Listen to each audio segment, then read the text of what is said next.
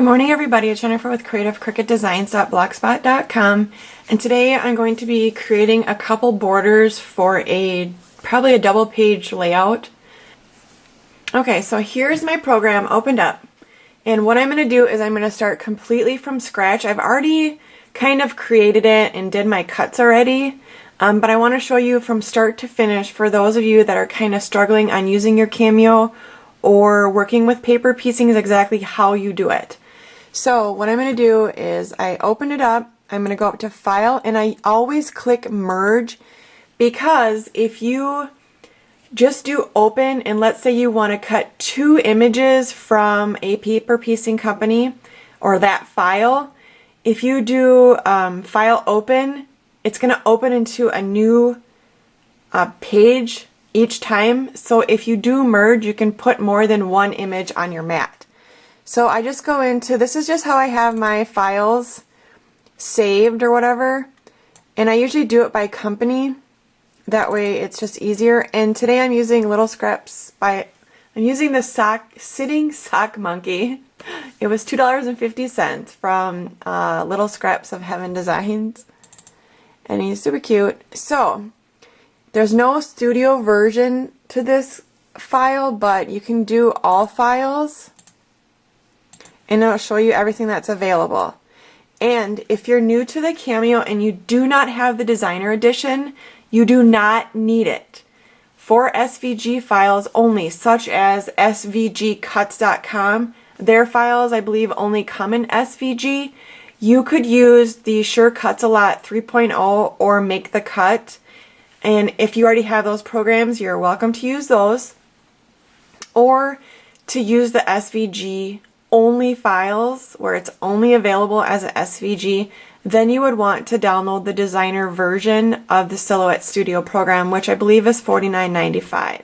But like I said, if it comes with the GSD or the DXF versions, you can use those without having to pay for the Silhouette Studio Designer Edition. And if you wanted to do a print and cut, you can use the PNG file, or I don't know if she has the JPEG. She doesn't, but if they have well, right here, but that's not what you want. You want it to look like this. So you would use that. For today, I'm using the SVG version because I do have the Designer Edition, like it says right here, Designer Edition. And the only difference is it comes in colored. Otherwise, the GSD version isn't colored. So what I did in mine is I ungrouped and then regrouped by color. So I'm just grabbing or placing my mouse on and clicking, grabbing my colors, grouping. Because I want all those obviously to stay together. I don't want to have to move them all separately on and off my mat. So what I did is, because I have 3 little sitting sock monkeys, what I did is I clicked on it and then I went over here to the, not align window. What did I do? I just right click, copy, paste, and then do that twice. That'll give you your 3 pieces. Right click, copy. Oops, I did paste in front, same thing, but so then you're going to hit paste again. If you've already hit the right click and paste, you can just hit paste as many times as you need to get all of your layers. Okay, so I have all of my images, and I'm going to actually just grab them all and move them over to the side so they're not on my mat. Now, I know that a scrapbook page is usually 12 inches long, so I'm gonna go with, it's gonna be 12 wide, sorry, and I did 3.5 for my height. Okay, and I did 2 of them, so again, copy, paste, or you could use the duplicate button, which is right here, replicate, and then duplicate below or above, however you want to do it. Okay, now I'm going to go in and color one red and one gray, just so I can see them better on my mat. And then my other layer was 4 by 12.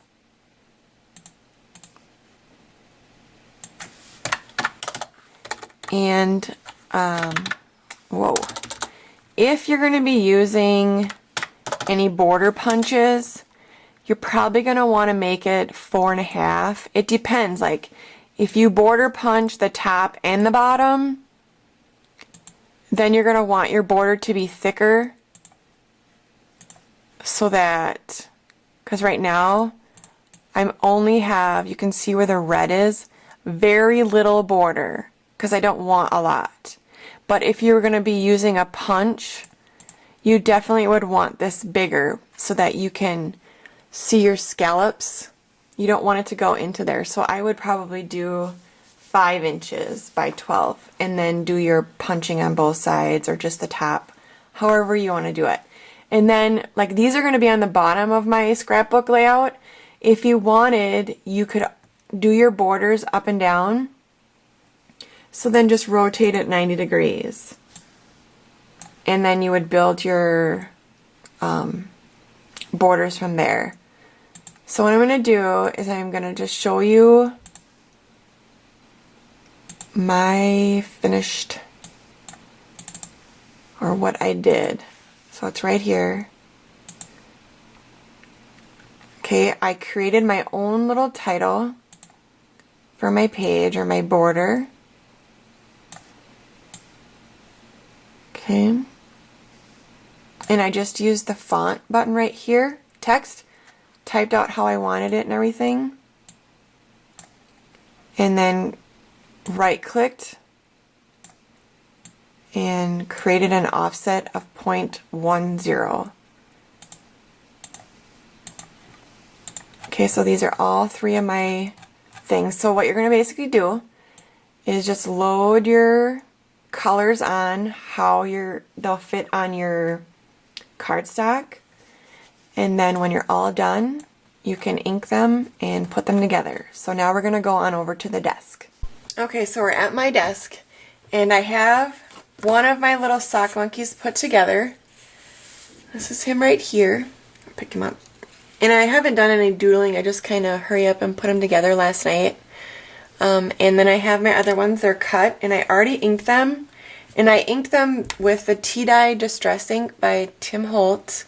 And I did all of them. I didn't do, like most times, I'll do like a black around the gray. And, you know, like a tan with a peach or the cream color. And then like a red, like a dark red with my red. But I just decided to just do the Tea-Dye on all pieces. And I think it turned out fine. Now, the sock monkey paper I got, I'm pretty sure, at Hobby Lobby. And because my sock monkeys on my cardstock are gray and cream color and red instead of brown, white and red, or whatever it may be, that's what I went with for my sock monkeys, so it matched my cardstock. But I know that my daughter has 2 sock monkey teeny beanie baby things or whatever they are, and one is brown and one is gray. So, I mean, it's your preference, your layout, so you can cut them whatever color you want. But to match my paper, that's what I did. So, like I said before, this piece is 3.5, and then my background is 4, and I have 2 of them. And then what we're going to do is I'm actually going to go ahead and try to paper piece one of my monkeys together with you over my video, so that some of you that are having problems working with your paper piecings can kind of get a hang of how it all goes together. So I'm going to try to get this. I'm going to zoom you in and hopefully remember to zoom you back out when we go to the layout. Okay, so here we go. Just kind of adjusting. And then I'm going to actually really quick plug in my camera so it doesn't die on me here in the middle of putting my piecing together. Okay. And then we're gonna go ahead and get started. So the first thing we need is this piece and the other drop, which is this. I typically use Scotch or this zip dry paper glue. You can get it at Michael's or Joann's. The tip does tend to get gunked up. Some people actually just take a paper clip or a sewing needle, like a pin, and just stick it in the tip and leave it in the tip. But I don't do that just because my daughter comes and plays with my stuff. That's why it's mostly organized in my scrap room, is because my daughter likes to craft too, and she grabs stuff. And sometimes I don't want her to have that stuff. And then another quick thing is tweezers. They have tweezer bees. I don't know, these are just Cricut ones, but I think they're tweezer bees. They're yellow and black. Those work really good too. So I have my pieces, and like you saw in the silhouette version, I did not adjust my piecing, like the size of it. I just left it at what it was. And you're going to want to watch that, because sometimes you are going to want to adjust your sizes, because sometimes you don't want them at 7 inches or, you know, whatever it may be. And I have my tail on this side. Usually the tail's on this side on my other one, but I want to switch it around. So what we're going to do is we're going to go ahead and put the mouth on here.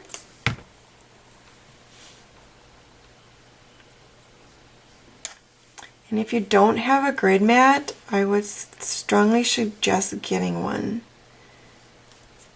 because the lines can really help a great deal. Okay, and then his smile goes on here.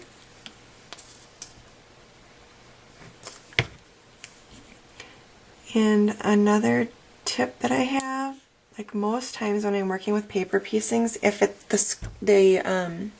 I'll bring up the website on my computer, which is right next to me, and that way I can look at it to try to get all my pieces placed where they're supposed to be.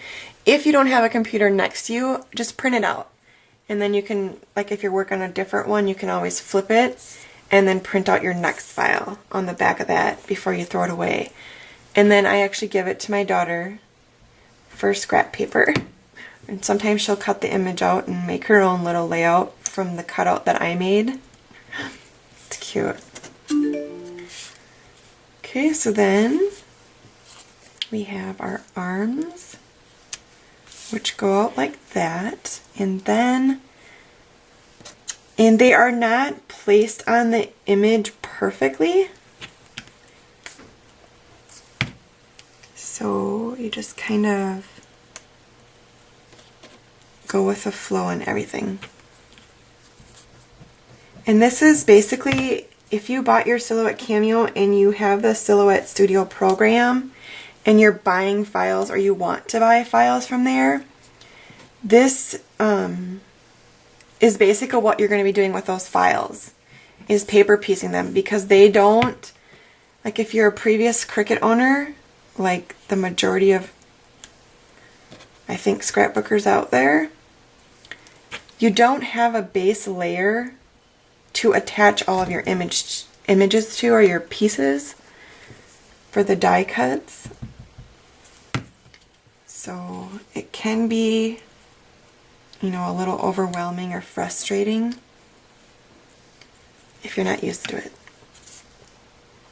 And don't worry, when you first start out, I'm sure some of your images will be silly looking or crooked, and I think we all go through that. So, I mean, the more you do it, the better that they're gonna look. It's just, you gotta start somewhere. And even I've been, you know, doing this for a while, and, you know, I look back at when I first started paper piecing, and I laugh at myself. Because I'm like, oh my god, and you actually posted that? Woo! But it takes practice, just like everything else in the world. It takes practice to get better at it. My phone, sorry. Okay, and then his little feetsies go up like this. So I'm going to go ahead and get those on as well. I hope you could see most of that. Sorry, it went off. I'm just used to not doing videos. It's been a month since I did my last video. I'm just always in a hurry to try to get all my design team projects done and catch up on my scrapbooking and just reading and life in general.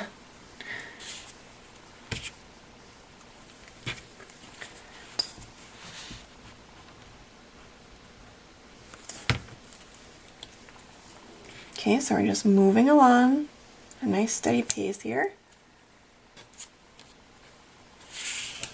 And like I said, these tweezers help tremendously. So if you are going to be going to Michael's or Joann's or your craft store in your area, I would strongly suggest picking up a pair. And the ears, I cannot get them to look right. So, and I don't know if that's normal, but it just kind of looks funny to me. So I'm putting on my eyes because I don't want my hat to squish them, or I want to make sure I have enough room to get my eyes on my piecing.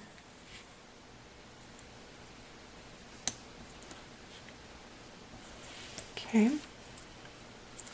And then we'll put the hat on.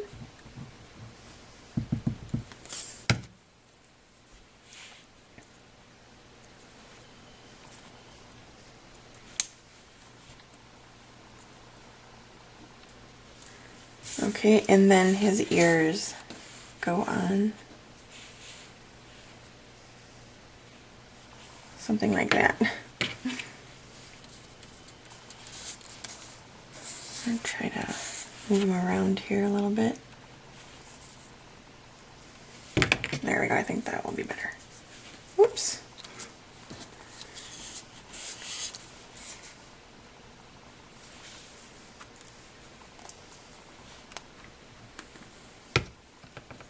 And the best part about the zip dry glue is that if you get a little bit too much or you get it on your project, it rubs off really easily.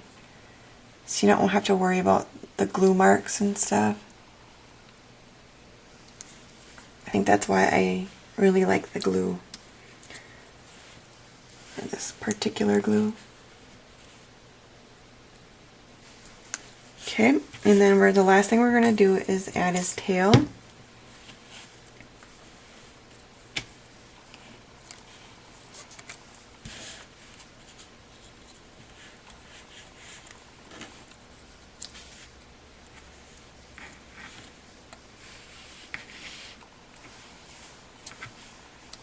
Okay, so now we have two monkeys. I hope I got that on screen good enough for you guys so you could see it. So then next we're going to do is go ahead and put the double page layout together.